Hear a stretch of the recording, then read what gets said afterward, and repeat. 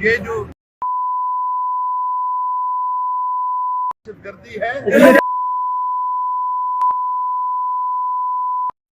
یہ کام گرفتار کرے، سارے 22 کروڑ عوام کو گرفتار کرے. ہر ایک کی زبان پہ آج یہی ہے کہ یہ گردی ہے.